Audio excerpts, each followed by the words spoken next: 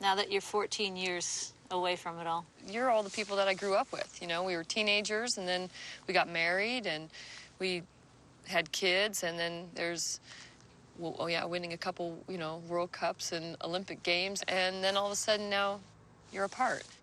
For me, for the longest time, that was, you know, I was missing you, and I was missing this, and that was hard for a long time. Well, it just too goes back to, we had fun. We all haven't seen each other in a while, and we're all back here laughing again. Yeah. You know? Yeah, that, exactly. to me, is one of the most... Not at you, though, Michelle. Okay. Nothing changes, that's all I say. Exactly. It's nothing like, changes. you know, you step right back into it. Like a nice pair of old cowboy boots. Well, yeah. It wasn't just the soccer. It was like, these are these amazing women we were around that taught us about life. And that I will be forever thankful for. 1, 2, 3, 4, 5, 6, 7, 8, 9, 10, 11, 12, 13, 14, 16, 17, 18, 19, 20. Nice! 2, 3, 4, 5, 6, 7, 8. I think that's it. Jules, do you want to take your PK now?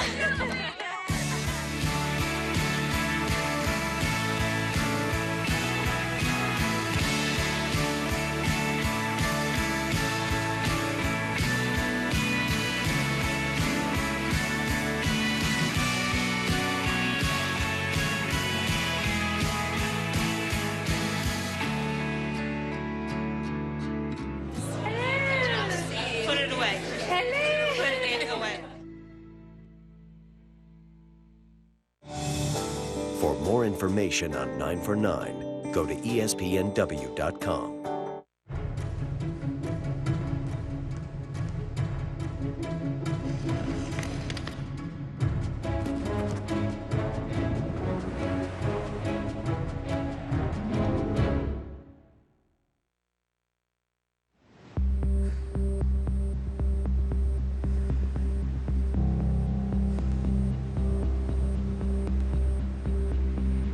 The feeling of scoring a goal, I don't think there's anything like it. It brings like this type of joy that I didn't know was capable of feeling. And I've felt like that since I was 4 years old. Here we see Sydney Leroux get on the end of this ball. She's just got tremendous pace and strength, and she rides the defender. As a little girl, I knew that I wanted to play on the best team in the world, and I wanted to maybe even be the best in the world. Over on the left-hand side is Sydney Leroux. Leroux's got the pace into the penalty area. Sydney Leroux!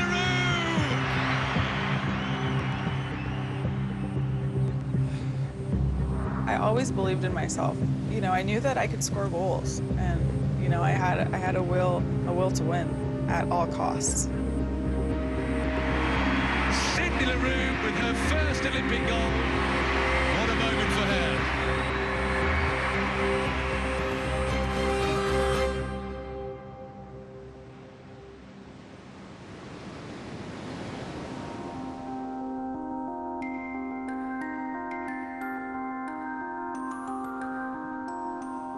I think I spend probably 80% of the year in a hotel.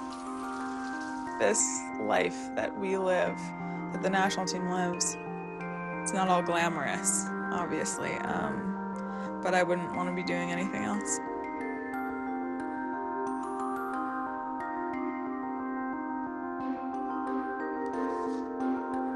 I never seen a kid that was so wanting to play all the time. She always had a ball or a baseball bat in her hand. She passed out sleeping with her ball. I had no plans on raising Sydney as a single mom, but it ended up happening that I did, and I don't know any better or any worse. It was the way it was. Do you want your hair cut off? Yeah. Let me see. I don't blame you. Show us your hair now. Let's see. Oh, wow.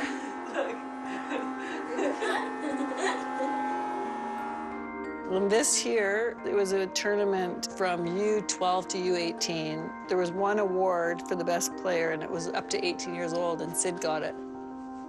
And that was a big thing. I was like shocked because she was only 12. When she went and played with Canada, it wasn't the best experience. The girls were really mean to her. She was only 14, they were 19.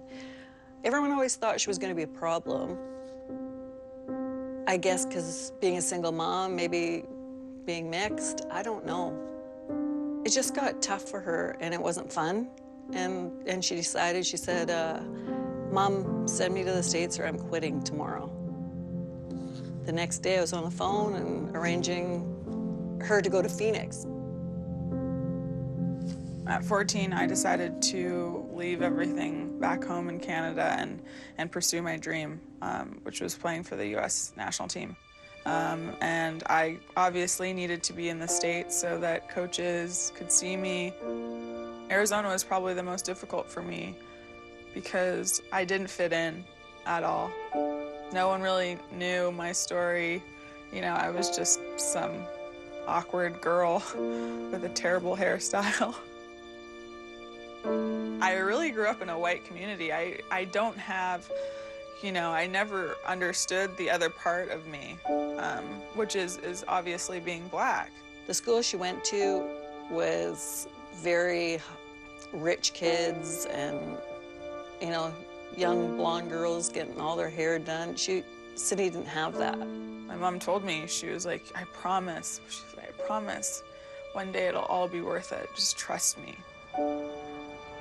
I just knew Sid was gonna make it and play professional from when she was really young. And when she went to the States and left home, she was determined. I dealt with all of the adversity by playing soccer. You know, it was the only thing that made me sane and made me happy. Sometimes I would go to 3 practices in a day. So really, soccer saved me. And I stuck it out. Then I went to UCLA, and college obviously opened my eyes, and it was completely different. I felt like I fit in. The first time I saw Sydney was, I think she was 14 years old. She was playing club soccer in, I believe it was Arizona. I was the head coach at UCLA at the time, so I was out there scouting, looking for talent, and you know, she was hard to miss. You know, just a powerful young player, and was certainly someone I wanted to recruit to UCLA. Sydney's internal drive is a big part of her game. I mean, she's one of the most competitive people I've been around, so she has the drive. Obviously the physique, she's got pace, she's got power, scores goals, good in the air, good on the ground.